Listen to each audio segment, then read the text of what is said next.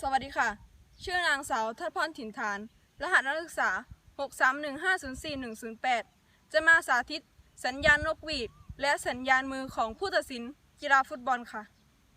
สัญญาณแรกสัญญาณการเริ่มเล่นลูกฟาวล์และลูกล้ำหน้าหนักยาวสัญญาณต่อไปลูกออกนอกสนามหนักสั้น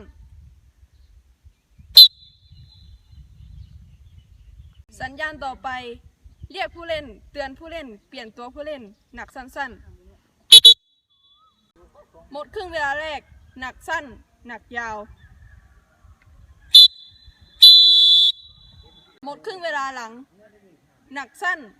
หนักสั้นหนักยาว